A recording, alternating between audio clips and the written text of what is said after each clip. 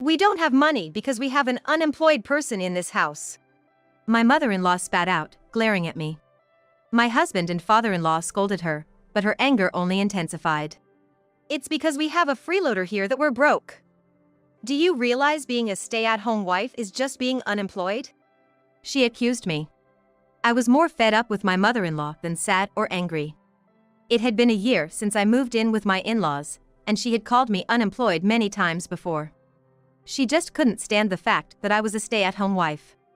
However, today she seemed to have had an unpleasant experience outside and lashed out at me even more persistently. Then, she dropped a bombshell.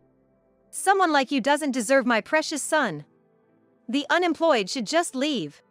My husband and father-in-law were shocked, not expecting her to go as far as telling me to leave. As they were about to yell at her, I cheerfully responded. Yes, gladly. With a big smile as if I were a pub server, I left her speechless. My husband and father-in-law wore expressions of astonishment. I immediately began preparing to leave the house. I also prepared divorce papers and had my husband sign them. Mother-in-law, I'll submit this divorce form to the city hall. Goodbye, I said, and as I left my in-laws' home, I could hear my mother-in-law's loud laughter from inside. Imagining what would happen next, I couldn't help but smile. You're wrong if you think things will go your way, I murmured as I started walking. My name is Lisa. I'm 30 years old. Ever since I was young, I loved movies and dramas, and after graduating high school, I enrolled in a film school.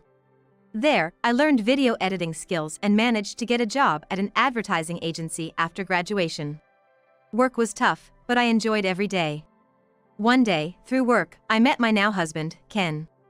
Ken was 2 years older than me, with a generous and attractive aura. We both loved cameras and knew a lot about video editing, so we hit it off immediately. Our relationship evolved from good friends to lovers without either of us explicitly asking. After several years of dating smoothly, one day came. Ken looked at me with a seriousness I had never seen before and said, Lisa, I'm thinking of going back to my hometown to become an independent photographer. Really? You've decided to go independent?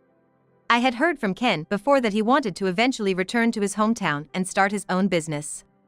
Yeah. And I want you to come with me. I mean, I want you to marry me. Ken said, his serious gaze turning a bit anxious. Of course.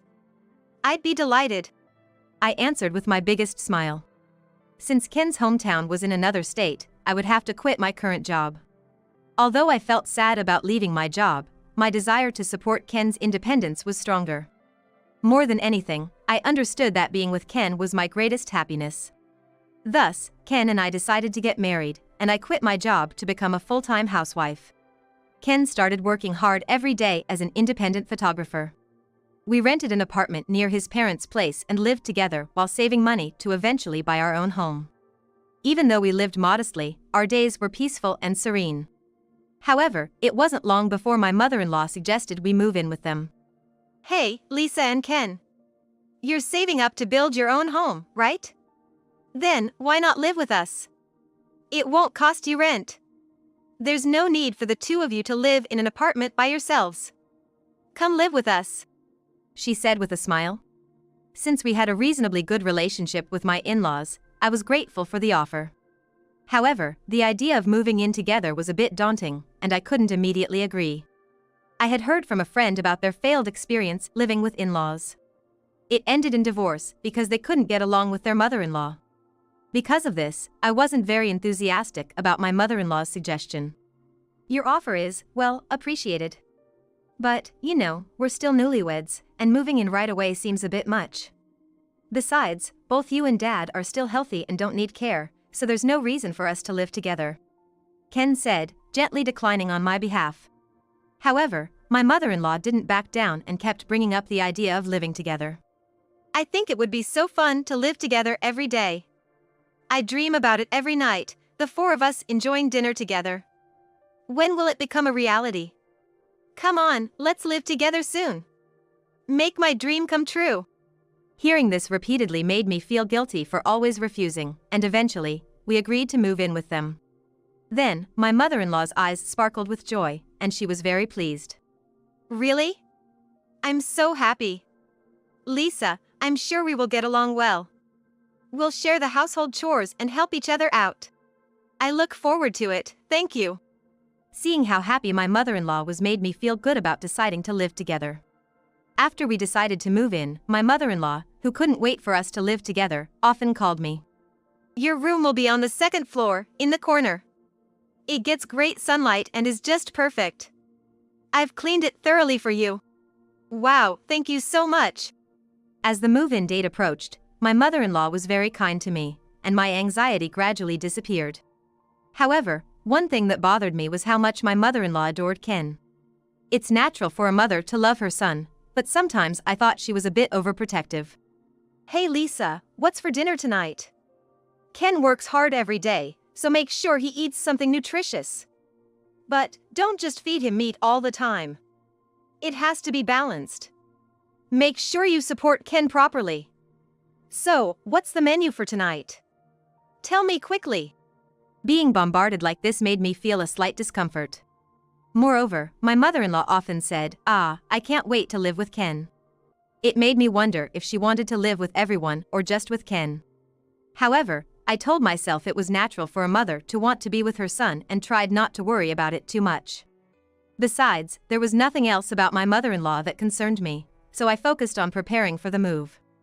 And as planned, we started living with my in-laws. At first, sharing household chores with my mother-in-law, we lived peacefully. But soon, my mother-in-law showed her true colors when Ken and my father-in-law were at work, leaving just the two of us at home. Lisa, how long are you going to hang the laundry? You're so slow. Can't you move any quicker? Once you're done with that, hurry up and finish the dishes. Actually, I'm leaving all the household chores to you today. You're unemployed, so you must have plenty of time, right? Must be nice being unemployed. Make sure you clean thoroughly. Got it. My mother-in-law rattled off in a rough tone I had never heard before. Are you going out somewhere, mother-in-law? I was very surprised, but tried to remain calm and asked. Yes. Unlike you, an unemployed person, I'm busy. I'm a career woman, you know. I live my life being busy with all sorts of things every day. My mother-in-law boasted proudly. Indeed, I had heard that she was a career woman. She used to work for a major trading company, seemingly bustling with work. But that was up until 2 years ago. My mother-in-law is currently 62 and retired at 60, so now she's a full-time housewife. Yet, she mocks me for being unemployed, which makes me wonder what she's thinking. I was puzzled and ended up staying silent. Then, my mother-in-law, seemingly irritated, told me. What are you zoning out for? Get moving! Hurry up and finish cleaning the floor. Yes. I managed to say, overwhelmed by her presence, and started doing the housework as she commanded. My mother-in-law constantly criticized the way I did the housework, making me redo the cleaning multiple times. This is totally unacceptable. You can't say you've cleaned with that kind of effort. Here, do it again, please. After thoroughly tormenting me to her satisfaction, she left the house with a high-end bag in hand. Alone in the house, I was stunned. From then on, my mother-in-law frequently dumped housework and cleaning tasks on me. She would push these chores onto me and then leave the house dressed in expensive clothes and bags, returning with loads of shopping bags. In front of Ken and my father-in-law, she played the part of a good wife and mother. I considered telling Ken and my father-in-law about how she was treating me. However, I didn't want to upset them, so I found it hard to bring up her true nature. Gradually, my mother-in-law began to openly assign me chores in front of my husband and father-in-law. Ken would often reprimand her. Mom, why do you keep making Lisa do all the housework? We agreed to share the chores. Oh, Ken, don't be so angry. After all, Lisa isn't working. It's only natural for her to do all the housework, cooking, and cleaning. She replied unapologetically, to which my father-in-law scolded her. You're not working either, are you? What are you even saying? His point was valid. My mother-in-law, faced with his remark, grimaced and fell silent. My father-in-law is 3 years younger than my mother-in-law, making him 59. Therefore, he's nearing retirement but is still actively working. He worked at a publishing house, and he had a gentle personality. He's always been very kind to me. Meanwhile, My mother-in-law started frequently bragging about her days working at a major trading company when it was just the two of us. She probably didn't talk about it in front of my father-in-law and Ken because she didn't want to hear, "You're not working now, are you?" From her tone, it was clear she took great pride in her career at the trading company. And she seemed to enjoy belittling my career history to feel better about herself. "You know, I graduated from a prestigious private university and joined a trading company. I was a star from my first year there. Always the ace, always praised by my bosses. I can't even count how many times I was recognized within the company." That's impressive, I would say, which only made her more smug and look down on me even more. Right? Compared to that, isn't your life so dull and boring? Well, it seems like you don't have the capability to shine in society anyway. Being unemployed suits you, I guess. You're nothing like me. Yeah. Her condescending attitude was getting on my nerves, but knowing that my husband and father-in-law were on my side was a consolation. Before my mother-in-law could say anything, I would quickly finish my chores and retreat to my room, living a life where I minimized my time with her as much as possible. I just let her trading company glory days stories slide off me. Eventually, I might have become mentally stronger because when her bragging seemed to drag on, I'd find an excuse to retreat to my room. My mother-in-law seemed desperate to brag to me, but lately, she seemed annoyed because I'd just go straight to my room. However, I pretended not to notice and went on with my days. It was almost a year since we started living together. During dinner with the four of us, my mother-in-law suddenly sulked and said, "Today, Mrs. Turner bragged to me." "Mrs. Turner, that's your friend, right?" Ken asked, and my mother-in-law nodded, then started talking gruffly. "Yeah, a neighbor. Apparently, her family went on a hot spring trip recently. They stayed at a luxury inn with a grand open-air bath in their room. The food was great too, they had such tender meat that it melted in their mouths. She said it was a blissful trip." That sounds nice," my father-in-law commented, and my mother-in-law's face twisted in annoyance as she snapped at him. "Not nice at all. Were you even listening? I was bragged to." It's as if she was saying we couldn't afford to stay at such a luxury inn. I felt so miserable. Why should I have to feel this way? That's a bit of a persecution complex, isn't it? "Mom, calm down for a second." Ken tried to soothe her, but my mother-in-law wouldn't stop. "It's not a persecution complex. How can you not understand how I felt at that moment? It's the first time I've ever felt so humiliated. It's so frustrating." And then, my mother-in-law finally turned her frustration towards me. "We don't have money because there's an unemployed person in this house." My mother-in-law spat out, glaring at me. "Mom, what are you talking about?" Ken immediately tries to stop her, but my mother-in-law's anger only escalates. "We're broke because we have one deadweight here.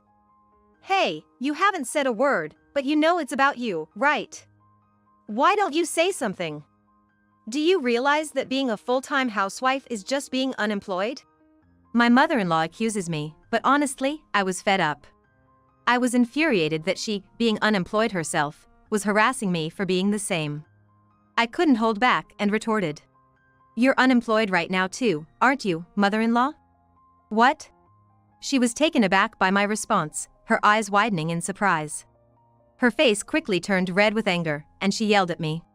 "Someone like you doesn't deserve our precious Ken. The unemployed should just leave."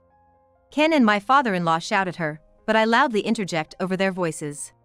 "Yes, gladly." With a big smile as if I were a pub server, my response leaves my mother-in-law dumbfounded. Ken and my father-in-law are also shocked. I immediately begin to clear my dishes, finish the washing up, and start preparing to leave the house. My mother-in-law, watching me, says mockingly, "Looks like you're really leaving. Ah, what a relief. Divorcing such a wife is the right choice, Ken." "Mom, stop it." Ken is furious, scolding my mother-in-law. My father-in-law also says, "Apologize to Lisa right now," but my mother-in-law just sulks, offering no apology. I pack my belongings into my suitcase without speaking to anyone. Ken looks at me anxiously. Despite the tension, my mother-in-law, oblivious to the atmosphere, demands, "Hey. You're just washing your own dishes. Take ours down and do the washing up too."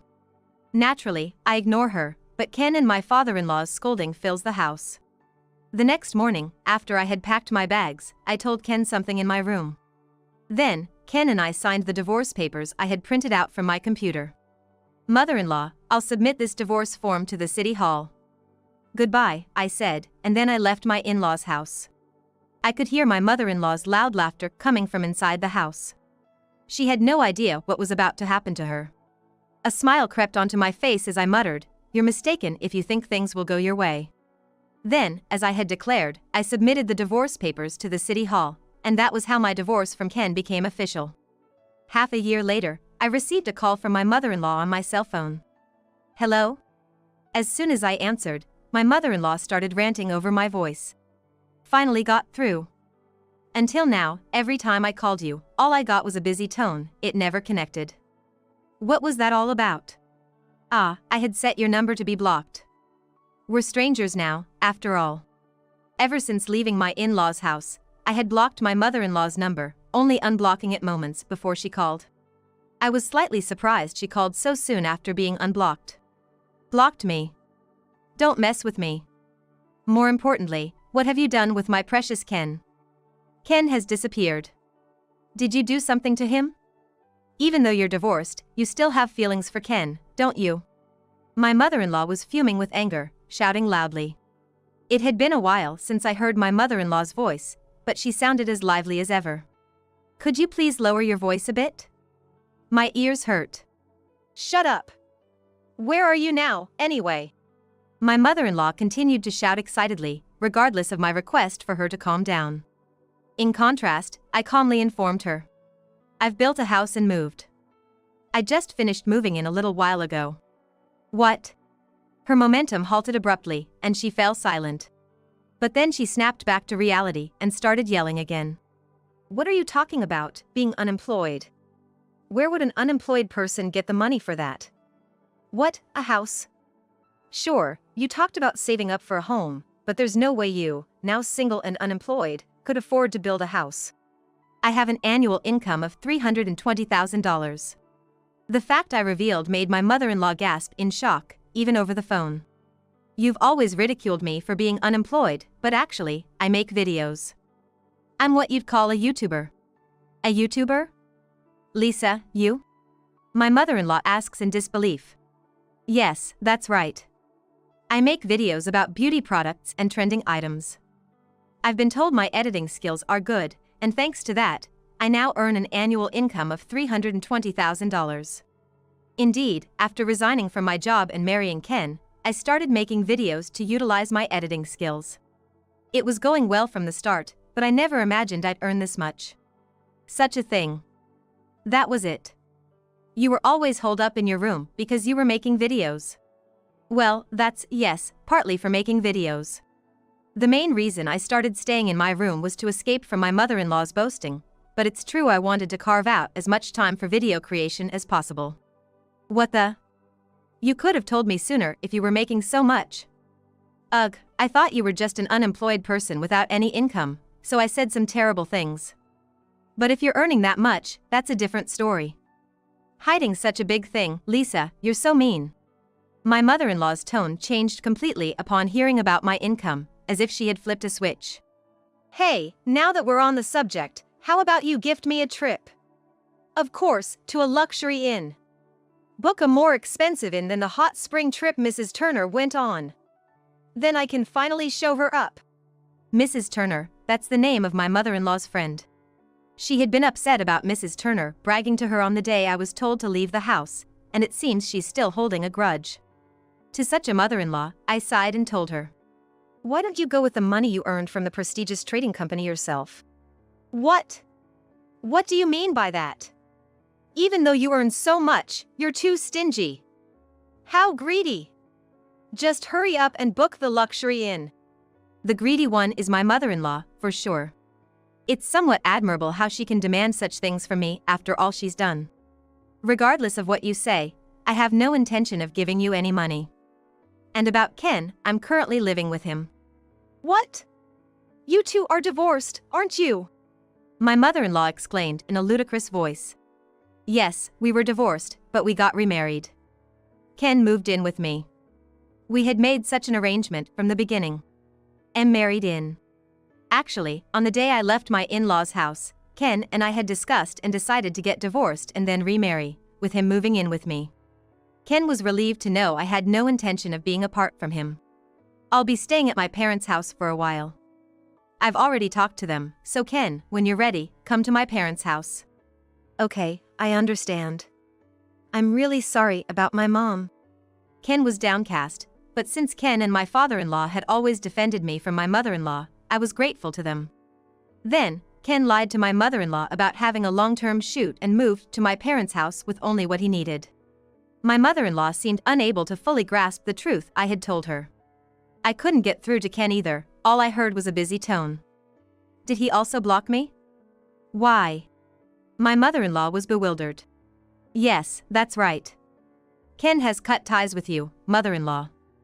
I had blocked you too, but now that the move is complete, I've unblocked you for a moment. I thought you might be looking for Ken's whereabouts, so I wanted to let you know. Of course, I won't tell you the address. Ken will continue to live with me, so please stop looking for him. Such a thing. After a few seconds of silence, my mother-in-law suddenly shouted. That's all lies. Are you threatening Ken? There's no way he would cut ties with me. My mother-in-law refused to believe my words.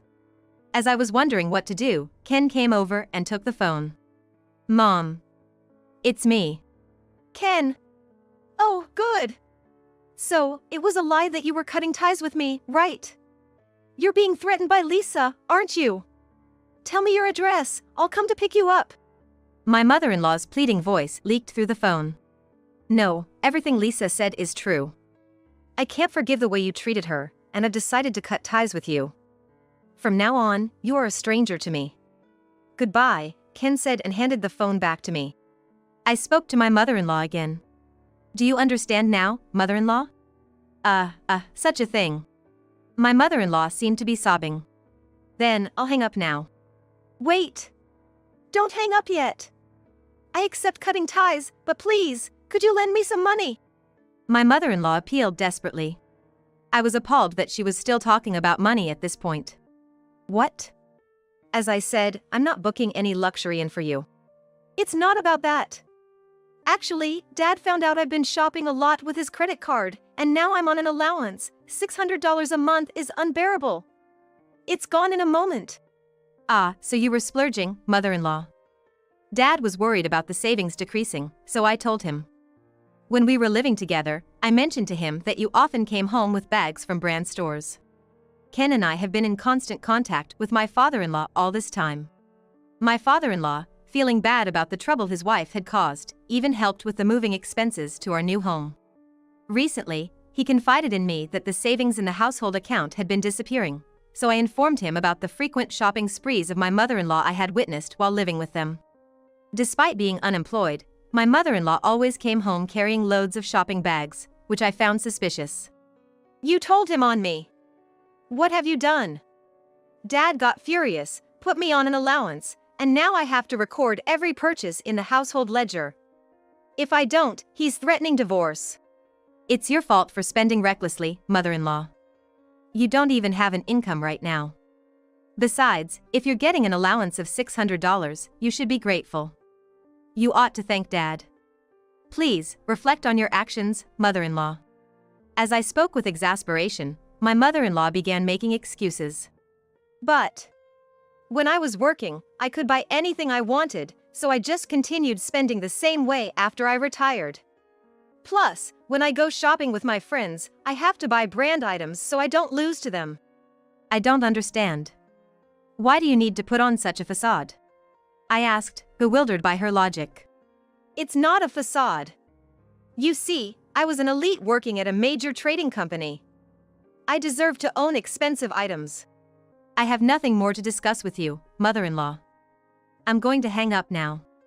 After listening to her absurd reasoning, I ended the call, feeling a headache coming on. Just before hanging up, I thought I heard a pained cry from her. Later, according to my father-in-law, my mother-in-law couldn't stand the strict financial control. She secretly used his credit card for expensive purchases. When he found out, he declared divorce. My mother-in-law begged and pleaded, but his decision was firm, and he didn't change his mind about the divorce. Having no choice but to accept, my mother-in-law was kicked out and moved into a cheap apartment. Since then, she's been reluctantly working part-time to make ends meet. But being ordered around by much younger bosses has been a huge source of stress for her, given her high pride. Since then, my mother-in-law has called me numerous times. The calls were always either asking for money or complaining about her part-time job. Listen, Lisa. That younger female boss of mine, she complains about things I do with good intentions. Telling me not to do unnecessary things. Isn't that cheeky? How dare she speak to me, an elite, like that? Sigh, could you please stop calling me? We're strangers now. Even as I clearly expressed my frustration, my mother-in-law paid no heed. Come on, it's just a little favor. And, well, could you lend me some money, even just a little? Just a bit. You earn a lot, Lisa, so you must have plenty of money, right? Please. No, I've declined multiple times. When I responded coldly, my mother-in-law started to fake cry dramatically. That's so cruel, Lisa. I hate living like this. Why did this happen to me? I was supposed to enjoy a graceful and leisurely retirement. My life is a mess now. Ugh. It's all the result of your own actions. Unless you realize that, I don't think your life will ever get better. Please don't call me ever again. Saying this, I hung up and blocked my mother-in-law's number again. I have no idea what's become of her since, but I hope she reflects on her past behavior. Meanwhile, thanks to the success of my video streaming, Ken and I have started an advertising company. With the savings we had accumulated, we've been able to live without financial worries. Additionally, we've recently found out that I'm pregnant. Ken and I, blessed and congratulated by my father-in-law and my parents, are eagerly awaiting the arrival of our new little family member.